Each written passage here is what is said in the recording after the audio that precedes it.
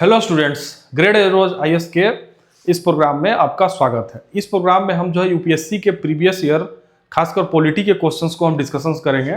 यह आपके लिए जो है नया नया सीरीज शुरू किया है और पॉलिटी में अब तक जितने भी प्रश्न यूपीएससी के प्रारंभिक परीक्षा में पूछे गए हैं उन प्रश्नों को हम देखेंगे। तो आज जो है हम जिस टॉपिक को लेकर आए हैं, आप टॉपिक को देख पा रहे हैं, भारत का संविधान, इतिहास, विकास और प्रमुख विशेषताएं। हम टॉपिक वाइज क्वेश्चंस को करेंगे आपके लिए। तो पहला टॉपिक हम यही लेकर आए हैं। क्योंकि आप जानते होंगे कि किसी भी देश का जो संविधान का निर्माण होता है उसके नींव पर होता है, उसके नींव के इतिहास पर होता है। तो इसीलिए किसी भी संविधान को अगर आपको समझना है तो उसके इतिहास को समझना पड़ेगा, उसके विकास को समझना पड़ेगा और उसकी प्रमुख विशेषताओं को भी देखना पड़ेगा।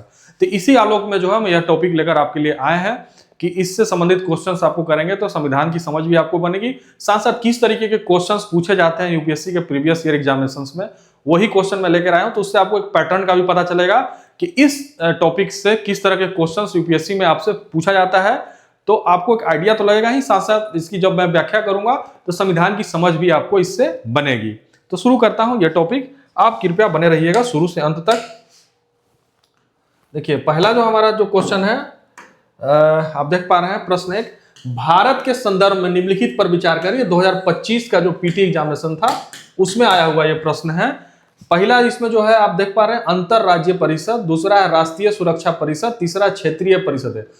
उपर्युक्त में से कितनी परिषदें भारत के संविधान के प्रावधानों के अनुसार स्थापित की गई है? यानी ये कहना चाह रहा है कि भारत में ये जो जितनी भी संस्थाएं हैं, तीन संस्थाओं का जो नाम दे रहा है, अंतरराज्यीय परिषद या राष्ट्रीय सुरक्षा परिषद या क्षेत्रीय परिषद है।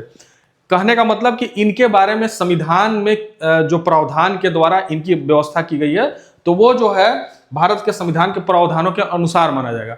बहुत सारे ऐसे जो संस्था होती है उसको गवर्नमेंट के नोट के द्वारा उसको स्थापित किया जाता है, गवर्नमेंट के डिसीजन के द्वारा इस तरह से स्थापित कर दिया जाता है, उसकी संविधान में व्याख्या नहीं होती है। तभी ये कहा जाता है किसी के बारे में कि वो संवैधानिक संस्था है और एक गैर संवैधानिक संस्था। यहीं पे एक प्रश्न आता है। तो ये यही पूछना चाह रहा है कि कौन सा जो है इसमें जो संवैधानिक संस्था है। तो केवल एक बार बोल रहा है अंतरराज्यीय परिषद, आंसर होगा केवल एक, यानी ए आंसर है इसका, ए।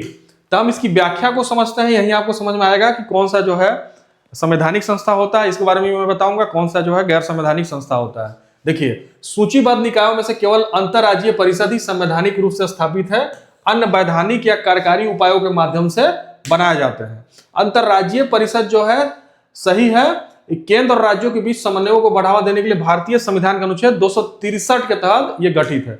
यानी भारत के संविधान में इसके लिए प्रावधान किया गया है अनुच्छेद 263, यानी 263 के तहत जो है इसको स्थापित किया गया, इसीलिए इसको संवैधानिक संस्था कहा जाता है। उसी तरीके से राष्ट्रीय सुरक्षा परिषद जो है, ये गलत है ऑप्शन में, ये जो है संवैधानिक संस्था नहीं है। इसको जो 1998 में कार्यकारी आदेश के माध्यम से स्थापित किया गया था, संविधान में निहित नहीं है, यानी संविधान में इसके बारे में कोई प्रावधान नहीं है। ये कार्यकारी आदेश के द्वारा इसकी स्थापना 1998 में की गई थी। उसी तरीके से क्षेत्रीय परिषद की अगर हम बात करें तो यह भी गलत है, क्योंकि ये पूछ रहा है कि कौन सा जो है संविधान के हिसाब से किया गया, तो केवल ए हुआ था मैंने। अब यहां मैं बताना चाह रहा हूं कि राज्य पुनर्गठन अधिनियम 1956 के तहत ये गठित है, उन्हें वैधानिक बनाता है लेकिन संवैधानिक निकाय नहीं बनाता है। तो सीधा सा मतलब है वैसी संस्थाएं जिनके बारे में संविधान में उपबंध है या फिर किसी अनुच्छेद के तहत उसकी स्थापना की गई है तो वो संवैधानिक संस्था होती है, या फिर कार्यकारी आदेश के द्वारा अगर किसी चीज की स्थापना की गई है तो वो वैधानिक संस्था हो सकती है, कानून बना के किया गया है, लेकिन उसके संविधान में उपबंध नहीं है।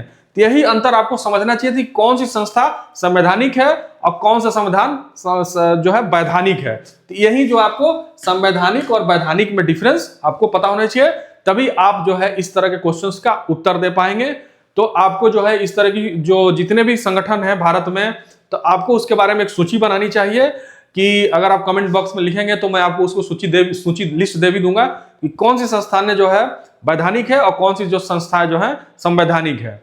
तो अंतर को आप समझ गए होंगे, आंसर को भी मैंने बता दिया व्याख्या के माध्यम से। अब आगे बढ़ते हैं हम लोग अगले प्रश्न पर। प्रश्न 2 है, निम्नलिखित कथनों पर विचार कीजिए। 2025 में भी प्रश्न आया हुआ है। कथन 1, भारत में राज्य सरकारों के पास लघु खनिजों के निष्कर्षण के संबंध में रियायतें देने हेतु नियम बनाने का कोई अधिकार नहीं है, भले ऐसे खनिज उसके क्षेत्र में स्थित हो। ठीक है। दूसरा है, कथन क्या कह रहा है, भारत में केंद्र सरकार के पास संबंधित कानून के तहत लघु खनिजों को अधिसूचित करने का अधिकार है। उपरोक्त कथनों के संबंध में निम्नलिखित कथनों में कौन सा सही है? तो इसका जो है कथन एक सही है, सही नहीं है, लेकिन कथन 2 सही है, इसलिए आंसर डी होगा। कथन 1 क्या कह रहा है? भारत में राज्य सरकारों के पास लघु खनिजों के निष्कर्षण के संबंध में रियायतें देने हो तो नियम बनाने का कोई अधिकार नहीं है, भले ही ऐसे खनिज उनके क्षेत्र में स्थित हो। ठीक है, तो यह कथन गलत है। लेकिन कथन 2 सही है, भारत में केंद्र सरकार के पास संबंधित कानून के तहत लघु खनिजों को अधिसूचित करने का अधिकार है। अब हम लोग देखते हैं कि कथन 1 कैसे गलत है और दूसरा कथन 2 कैसे सही है, और उसी आधार पर जो है आंसर डी हो जाता है। खान एवं खनिज विकास अधिनियम 1957 के अंतर्गत खनिजों को विनियमन के संबंध में यह प्रावधान है। कथन 1 गलत है क्योंकि एमडीआर अधिनियम यानी खान एवं खनिज अधिनियम 1957 के अनुसार लघु खनिजों का विनियमन मुख्य रूप से राज्य सरकारों के अधिकारों में आता है। राज्यों को लघु खनिजों के लिए निष्कर्षण दिलाने हेतु नियम बनाने का अधिकार है। और यहां क्या कह रहा है कि राज्य के पास अधिकार नहीं है, भले ही ऐसे खनिज क्षेत्र उसके राज्य में हो, लेकिन ऐसा नहीं है, इसलिए यह कथन गलत हो गया था। दूसरा क्या कह रहा है? कथन सही है क्योंकि केंद्र सरकार के पास निर्धारित करने और अधिसूचित करने का अधिकार है कि किन खनिजों को लघु खनिजों के रूप में वर्गीकृत किया गया है, और इस प्रकार कथन 1 गलत है, कथन 2 सही है। मेरे ख्याल से आप समझ गए होंगे। इस प्रकार के हमारे कानून है खान एवं खनिज अधिनियम 1957 में यह प्रावधान है, उसी प्रावधान पर यह क्वेश्चन था। अब हम लोग आते हैं भारतीय राजनीति में निम्नलिखित में से कौन सी अनिवार्य विशेषता जो दर्शाती है कि यह संघीय चरित्र है? यह 2021 में आया हुआ प्रश्न है। कौन सा ऐसा जो है चरित्र दर्शाता है कि यह यूनियन ऑफ स्टेट है यानी संघीय है? पहला ए है न्यायपालिका की स्वतंत्रता सुरक्षित है। बी संघीय विधानमंडल में घटक आयोग के निर्वाचित प्रतिनिधि होते हैं। सी केंद्रीय मंत्रिमंडल में क्षेत्रीय दलों के प्रतिनिधि हो सकते हैं। डी मौलिक अधिकार न्यायालय द्वारा प्रवर्तनीय है। इसका सही उत्तर ए है, मतलब न्यायपालिका की स्वतंत्रता सुरक्षित है उसमें, इसीलिए जो है संघीय है। ये इन सारे विशेषताओं में जो चरित्र है उसके माध्यम से बता रहा है, इसलिए हम लोग संघवाद की प्रमुख विशेषताएं आप समझ लीजिए।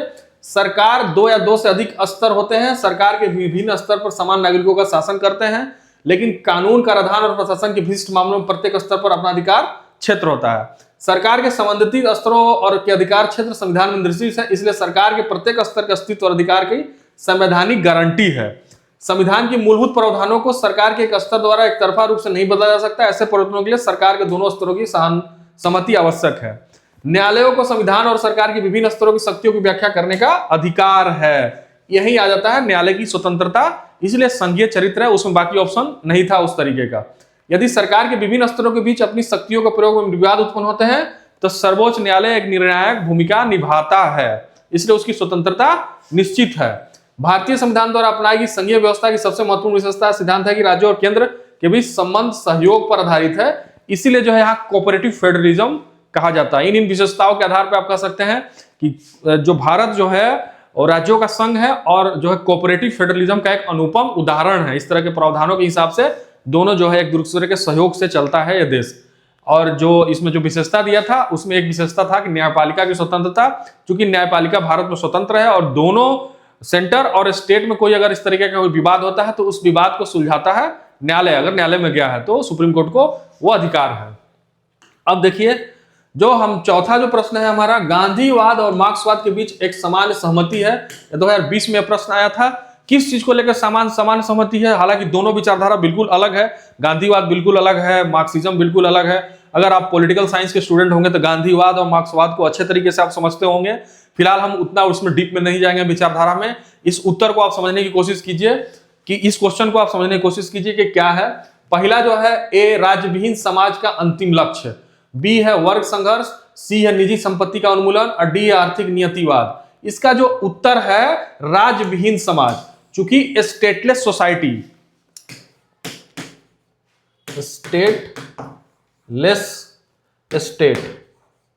स्टेटलेस सोसाइटी की बात करता है। क्या नाम है कि आपको मार्क्स का अंतिम लक्ष्य यही था, मार्क्सवाद के विचारधारा का अंतिम लक्ष्य यही था कि क्रांति के माध्यम से हम स्टेटलेस सोसाइटी का जो है जहां पे कोई भी वर्ग नहीं होगा, सब कुछ समान होगा, वैसी संकल्पना वो करता था। इसी विचारधारा पे यही जो है राज्यविहीन समाज का जो चूंकि गांधी जी का भी जो ऐसा था कि स्वराज होगा कहीं पे भी राज्य का अस्तित्व नहीं होगा। तो वो अंतिम उनकी भी गांधीवाद की विचारधारा में ये चीजें झलकती है, और बाकी चीजों में उनमें समान सहमति नहीं है। इसको लेके समान सहमति है राजभीन समाज को लेके। अब राजभीन समाज के बारे में आप समझ लीजिए, ऐसा समाज जिसमें सरकार की औपचारिक संस्थाओं का अभाव होता। गांधी जी एक दार्शनिक अराजकतावादी हैं। अराजकतावादी वह होता है जो हर प्रकार के राज्य का विरोधी होता है। गांधीवादी राम राज्य का स्वनियोन व्यवस्था है, हर कोई अपना शासक होता है, मतलब स्वशासन, सेल्फ गवर्नेंस की बात करते थे। जब सेल्फ गवर्नेंस बात हो जाएगा तो सोसाइटी अपने आप स्टेटलेस हो जाएगी। तो उस स्तर पर उनका अंतिम लक्ष्य था। अगर मार्क्सवाद का अगर वर्गहीन समाज देखिएगा, राजवीन समाज पर केंद्रित है। कार्ल मार्क्स ने भविष्यवाणी की थी कि सर्वहारा वर्ग राज्य और उत्पादन पर नियंत्रण कर लेगा और सभी वर्ग भेद और वर्ग विरोधी को नष्ट कर देगा और अंततः राज्य का क्षय होगा। इस प्रकार अंतिम परिणाम एक राजवीन समाज होगा। इस प्रकार हम बता सकते हैं कि गांधी और मार्क्स दोनों ही राजवीन समाज के पक्षधर थे। तरीका भले अलग था, उसका तरीका अलग था, लेकिन अंतिम लक्ष्य उसका भी था स्टेटलेस सोसाइटी यानी राजवीन समाज। उसी तरीके से गांधी का भी था कि स्वनियमन स्वशासन से जो है शासन चलेगा, तो किसी प्रकार का स्टेट का कोई वो भी नहीं होगा। और ये कहता है कि अंतिम रूप से जो वर्ग, हर प्रकार का वर्ग विभेद मिट जाएगा, तो जरूरत ही नहीं होगी स्टेट की, स्टेटलेस सोसाइटी हो जाएगा। अब देखिए प्रश्न 5, 1935 के भारत सरकार अधिनियम द्वारा स्थापित संघ में अवशिष्ट शक्तियां किससे दी गई है? 2018 में ये आया हुआ है। ठीक है, 1935 के एक्ट से संबंधित ये क्वेश्चन है। चूंकि संवैधानिक विकास का हम कर रहे हैं तो इस तरह के क्वेश्चंस जब आएंगे तो मैं आपको बताऊंगा। देखिए 1935 के भारत सरकार अधिनियम, जैसा कि 1935 के भारत सरकार अधिनियम का बहुत सारे प्रावधानों को हमने संविधान में स्थान दिया है, लेकिन यहां उससे संबंधित पूछ रहा है कि 1935 का जो अधिनियम था, भारत सरकार अधिनियम, उसमें जो अवशिष्ट शक्तियां थी वो किसको दी गई थी? ए है संघीय विधानमंडल, बी है गवर्नर जनरल, सी है प्रांतीय विधानमंडल, डी है प्रांतीय गवर्नर। इसका सही आंसर है बी, यानी गवर्नर जनरल को जो है अवशिष्ट शक्तियां उनको दी गई थी। अब हम लोग व्याख्या में समझते हैं कि अवशिष्ट शक्तियां गवर्नर के हाथों में थी। अवशिष्ट शक्तियां वे शक्तियां होती है जो संविधान में केंद्र या प्रांतीय सूची में स्पष्ट रूप से नहीं दी गई होती है। 1935 के अधिनियम में स्थिति यह था, विषय को 3 सूचियों में बांटा गया था, केंद्रीय सूची, प्रांतीय सूची और संयुक्त सूची। जो विषय इन तीनों सूचियों में शामिल नहीं थे उन्हें अवशिष्ट विषय कहा जा गया और इन अवशिष्ट शक्तियों को गवर्नर जनरल के हाथों में रखा गया। यानी जो 3 सूची थी, उन 3 सूची में बहुत सारे काम का या बहुत सारे ऐसे विषयों का उल्लेख नहीं था, तो वैसे विषयों का जो या वैसे शक्तियों का जो दिया गया था उस पर डिसीजन लेने का गवर्नर जनरल के हाथों में वो था। 1935 के अधिनियम में ये था। तो ये प्रावधान था, ये मैंने आपको बताने की कोशिश की। अब जो है प्रश्न 6 पे हम चलते हैं। भारतीय इतिहास के संदर्भ में प्रांतों से संविधान सभा के सदस्य 2013 का में आया हुआ प्रश्न है ये। उन प्रांतों की जनता द्वारा सीधे चुने गए थे। ठीक है, बी भारतीय राष्ट्रीय कांग्रेस और मुस्लिम लीग द्वारा नामित किए गए थे, प्रांतीय विधानसभा द्वारा चुने गए थे, संवैधानिक मामलों में उनकी विशेषज्ञता के लिए सरकार द्वारा चुने गए थे। ठीक है, तो इसमें यही पूछ रहा है कि भारतीय इतिहास के संदर्भ प्रांतों से संविधान सभा के सदस्य प्रांतीय विधानसभाओं द्वारा चुने गए थे। ठीक है, इसका सीधा सा आंसर है, आंसर सी होगा। प्रांतों से संविधान सभा के सदस्यों का चुनाव प्रांतीय विधानसभाओं के सदस्यों द्वारा अप्रत्यक्ष रूप से किया गया था, जो स्वयं सीमित मताधिकार पर चुने जाते थे। कहने का मतलब कि जो प्रांतों के जो संविधान सभा में सदस्य थे वो प्रांतीय विधानसभा द्वारा चुने गए थे और वो जो है उनका चुनाव जो हुआ था अप्रत्यक्ष रूप से हुआ था और वो अपने सीमित मताधिकार का प्रयोग करते हुए इनको चुने थे। अब हम लोग आते हैं 7वें प्रश्न पर। भारतीय संविधान में केंद्र और राज्यों के बीच शक्तियों का वितरण निम्नलिखित अधिनियमों पर आधारित है। ठीक है, मार्लेमेंटो सुधार 1909 में आया था, बी मॉन्टेग्यू चेम्सफोर्ड अधिनियम 1919, भारत सरकार अधिनियम 1935, भारतीय स्वतंत्रता अधिनियम 1947। इसका आंसर सी होगा। अभी हम लोगों ने देखा भी कि जो है शक्तियों का बंटवारा जो है उसमें भी 3 लिस्ट था। 1935 में भी राज्य लिस्ट, सेंट्रल लिस्ट और एक जो था संयुक्त लिस्ट था। तो उसी तरीके से 3 लिस्ट में यहाँ भी शक्तियों का बंटवारा किया गया जो 1935 में बंटवारा किया गया था और यहाँ पे अवशिष्ट शक्तियां केंद्र के पास है। तो कहने का मतलब यह है कि जो हमारा जो केंद्र और राज्यों के बीच शक्तियों का जो वितरण किया गया संविधान में वो 1935 के एक्ट के हिसाब से उस पर आधारित था। जैसा कि 1935 के अधिनियम से ही बहुत सारी चीजों को हमने अपने संविधान में शामिल कर लिया था।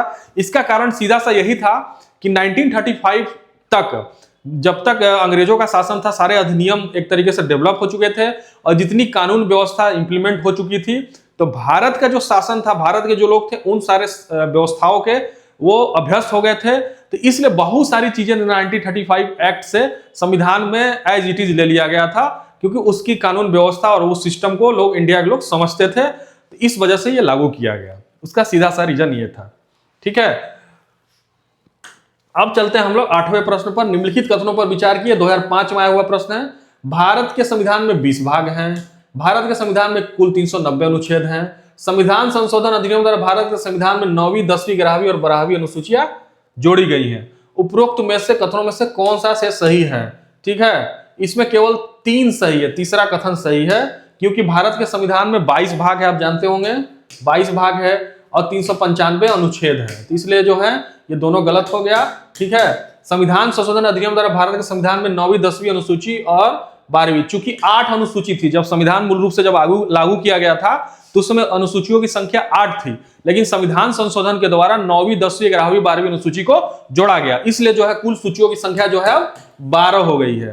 तो हम समझते हैं कि ये 12 जो 3 अनुसूचियां जोड़ी गई, कब कब जोड़ी गई? देखिए, भारत संविधान में जो है 22 भाग, 12 अनुसूचियां और 444 से अधिक अनुच्छेद हैं। अभी का है 24 भाग, लेकिन जो मूल संविधान में 22 भाग, 8 अनुसूचियां और 395 अनुच्छेद थे।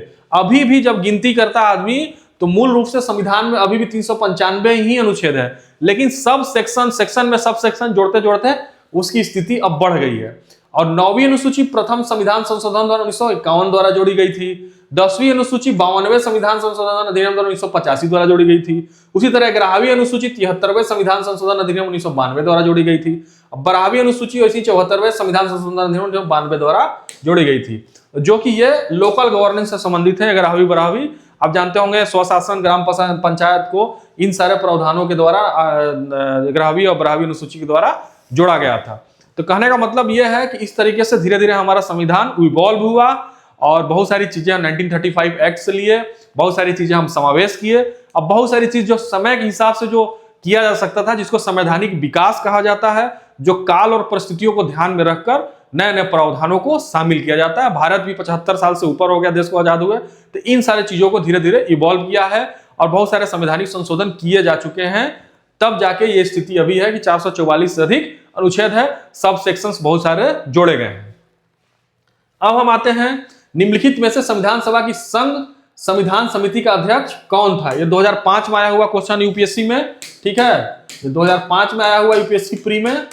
अब देखिए, इसमें बहुत ही फैक्चुअल क्वेश्चन है, कभी कभी फैक्चुअल क्वेश्चंस भी पूछ देता है। जैसे जैसे पीछे बढ़ेंगे कुछ फैक्ट ज्यादा था, लेकिन आज के अगर स्थिति को देखा जाए तो ज्यादा से ज्यादा कुछ एनालिटिकल क्वेश्चन कर रहा है यूपीएससी। जैसे अभी 2025 से हमने शुरू किया, 2-4 क्वेश्चन बहुत ही एनालिटिकल था, बहुत ही डीप था, लेकिन ये सीधा सीधा फैक्चुअल क्वेश्चन है। अब देखिए, इसका आंसर होगा जवाहरलाल नेहरू सी। संघ संविधान समिति का अध्यक्ष कौन था? इसका अध्यक्ष जवाहरलाल नेहरू थे।